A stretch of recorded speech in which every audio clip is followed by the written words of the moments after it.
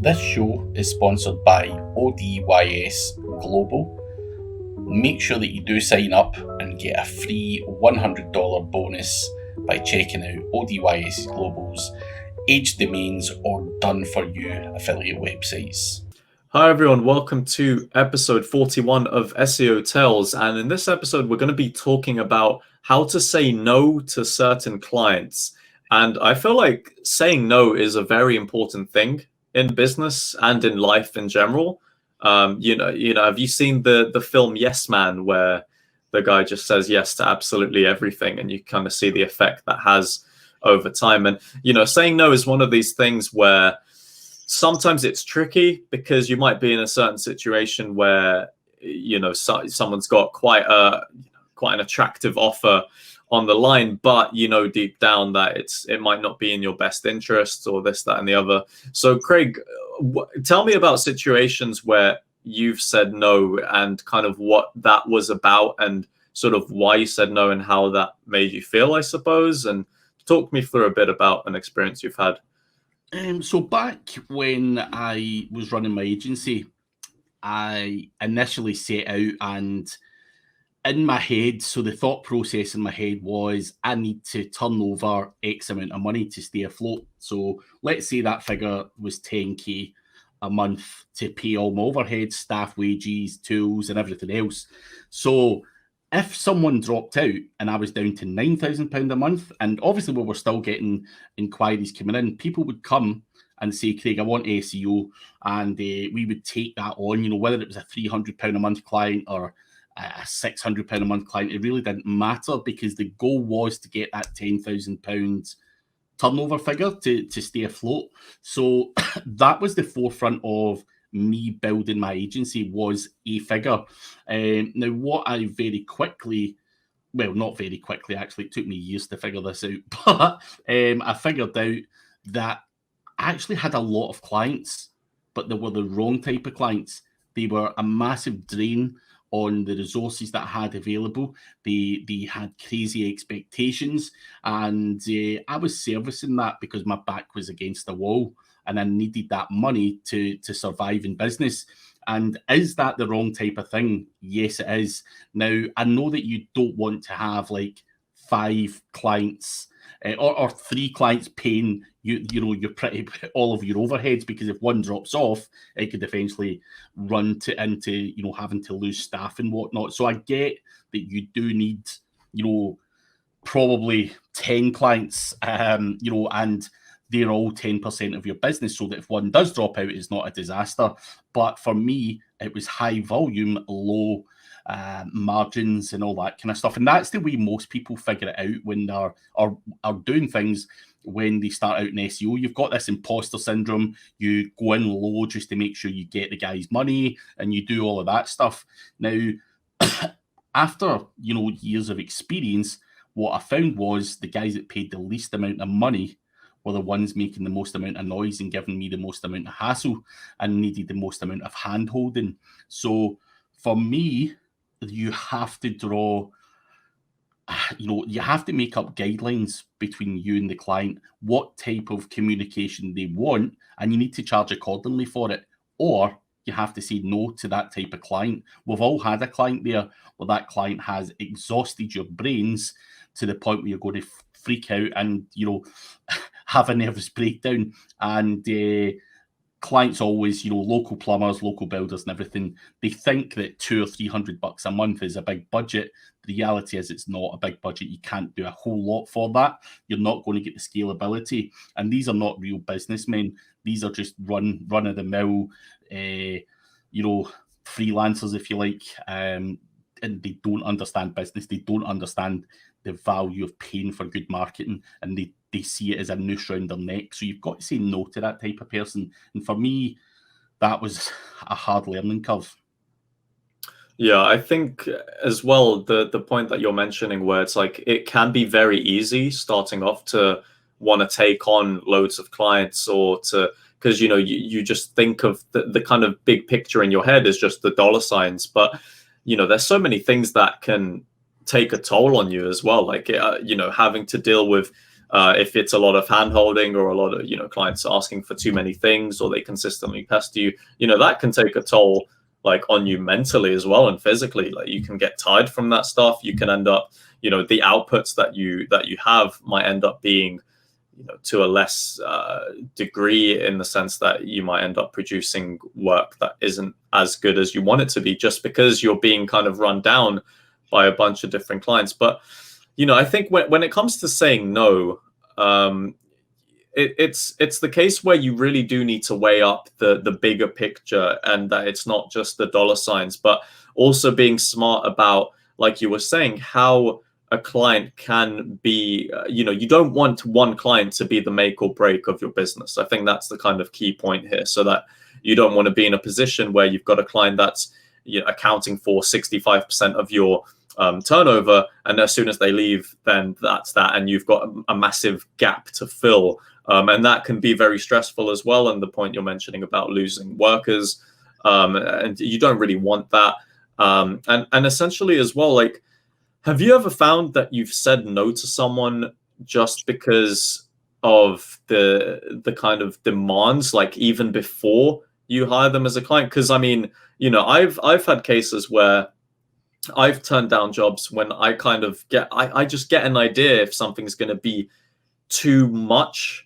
Like, they're going to want too much, and they're not really seeing the value. And there's all sort of these different indicators, I guess, that kind of pop off in my head when I'm trying to decide whether or not a client's a good fit. So what's your kind of thought process behind that, and saying no maybe before a client becomes a client? Yeah, I think that's a smart thing to do. As you say, sometimes you can just feel it in the way that they're emailing you or talking to you. You're just like, this is just going to be way too much. And the way I kind of break it down to the client is, listen, I can do the job for you as a service, report to you once a month. That's it. If you want to speak to me for an hour, you want to pick my brains, there's a training course or an hourly consultancy rate. You can do that, and the clock's ticking in your time, not mine.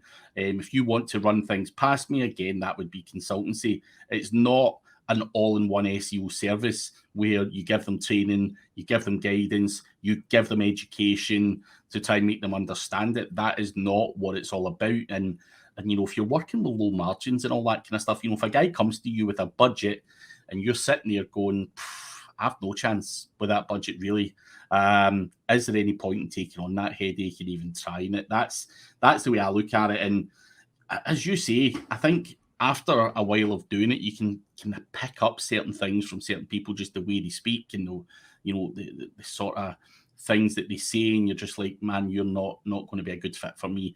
And the most successful people, the clients that I've worked with in the past, have always been the guys that just let me crack on and they understand it as a business. The ones that fall off after month 2 or month 3 are the ones who are simply not giving the SEO a chance. And going back to that agency situation, when I had the agency, if I was to sit down and calculate the output of work that was done against the hand-holding, reporting, and just generally humouring people who felt it was okay to just say, Craig, can I come in and see you in the office? Yeah, you can. Took 2.5 hours to get them back out the bloody office because they wanted to talk about how good their business was and how good all their visions were. I couldn't give a crap about any of that stuff. That's the reality of it. I want to play around with SEO and do things. I don't want to be sitting talking garbage. So the output in my agency was very, very minimal because I allowed the clients to trample all over the top of me. And in turn, I wasn't able to service the clients properly. My own skill level was starting to deteriorate because I wasn't getting enough time to learn or play or test things. I wasn't getting enough time to look on the forums and back in the day when I was learning, forums was a big thing, and just talking to guys online in general. So I think that you can smell it a mile away, and eventually I think most good SEOs eventually just try and say no to clients full stop, because, and why did they do that? It's because of the amount of hassle, hand-holding, education, time suck that goes on with clients. And if you don't bill that out to them per hour, they ain't going to stop. So if you say to them, listen, it's $100 an hour, if you want to sit and talk shit to me, I'll talk to you all day, talk to you for 10 hours a day if you want, but the clock's ticking in your on your bank card, rather than that clock ticking in your bank card where time is money for you as a business. And that's the way you need to flip it in its head, and you need to have the confidence and the bollocks to do that. And people will eventually say, oh Jesus, I never really thought of that, or I'm so sorry for wasting your time. You wouldn't go into another man's business, whether that was a car mechanic or anything else, and sit and grill them the way that people want to grill marketing people. Now, if you look at the bigger agencies, they charge a premium, and people always say, oh, agencies are dear as hell and all that stuff. Well, probably quite rightly so, because they're charging appropriately for the management and the service level that they're promising. And if you want the whole going in and having a whiteboard day and all that stuff, rattling off ideas and all that stuff, pay for it. Don't expect it for $300 or $400 a month, though. So clients' expectations are just unrealistic, in my opinion. And as I say, you can smell that right away from people. Mm-hmm. Yeah, and I think, managing expectations is one thing as well, but I feel like there comes a point where you need to just always try and make the right decision for you, as opposed to, you can call it selfish, but at the end of the day, you're the one who's doing the work. So you're going to be at the forefront of, whether it's implementing whatever it is the client wants done, or if it's, consulting, giving advice. You need to be always kind of owning your time and know exactly how you want to spend that time.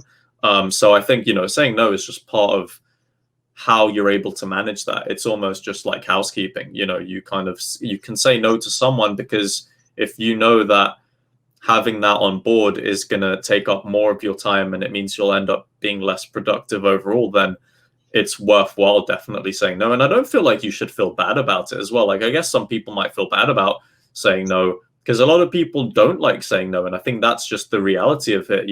That's psychology. A lot of humans just don't like saying no to others. But I think at the end of the day, like you were saying, and it's a great way to phrase it, it is business. You're not going to go to an electrician and then just sit with him for 2 hours and start asking about different types of wires. And it's not how it's going to work. They want to get the job done to fulfill what they're being paid for. And I suppose if that means that you can say to a client, well, if you want to, you just make it so obvious. And you say, well, look, if you do want this, I'll bill you for it, and it's going to come out of the time in which I'm servicing you. But, if you really want the results that you're after, this wouldn't be the best approach, and using the time, especially if it's on a lower budget as well. So, you've just sometimes got to say no, really. It is. If you don't, and these guys got you where they want you, they take full advantage. That is just the sad reality of it. People will push you and squeeze you as hard as they can to get as much value out of you as they can. And if that means rinsing the backside off you, then business is business, and that's how it goes. So it's up to you as an individual to stand up and have a backbone and be counted. And no one really likes a yes man, unless you're a client that's just taking the piss. Of course you're going to like a yes man and someone that will let you push them around. But the reality is, sometimes when I've had debates with clients and it's maybe turned into a bit of an argument and stuff, we've always been able to work around it, and the clients always went, oh, I'm so sorry, why didn't you say, and all that stuff. So a lot of times it's not the client actually taking the piss, they just don't know where the boundaries are. And again, that's up to you to educate them how this game works, how this game's played, and what those boundaries and service level agreements are. And that's up to you. But I think that's where I probably went wrong. I didn't document that stuff from the get-go. A lot of the clients were small clients. They grew with me as a business. There was no contracts, no nothing. It was just, it was what it was. And it was great. I had some great clients from it. But also, as I say, I had those guys that lasted 2 or 3 months. They were on the phone calling me all sorts of names, telling me I was crap at what I'd done. I told them that they were going to rank within 3 or 4 weeks, which I would never do. But we all get that as well. Well, somebody said, no one said. We eventually had VoIP phones installed in the office.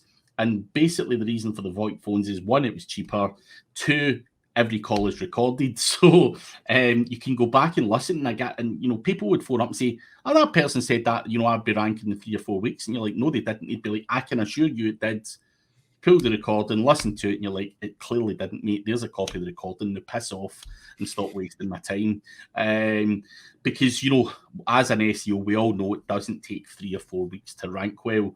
3 or 4 weeks, you'll get your citations done, probably audit the website, clean some stuff up, and maybe map out your keyword strategy, content strategy. That's month one in a lot of cases. There's a lot of tweaking and researching and cleaning things up.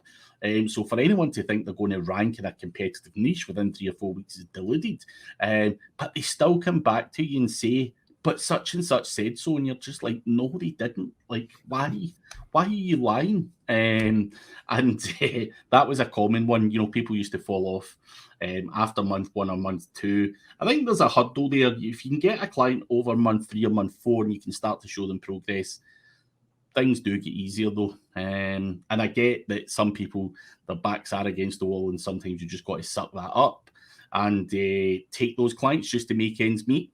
I was that guy, and I had to do it, but I had to give it a bit of a fight as well to try and allow myself some time to be able to do some work. So just, don't always say no to clients.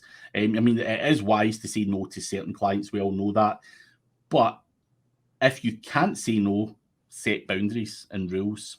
Yeah, I think with the boundaries, Ben, it's something you pointed out, because you said you didn't have any contracts. And like, if for anyone who's watching this, whether you're agency, freelance, whatever, get contracts made and actually dictate exactly what you will and will not do for that client, because that will save you so much hassle, especially if you get some people who might really, really try and push their luck and try and, I don't know, sue you or some shit if they're not getting whatever.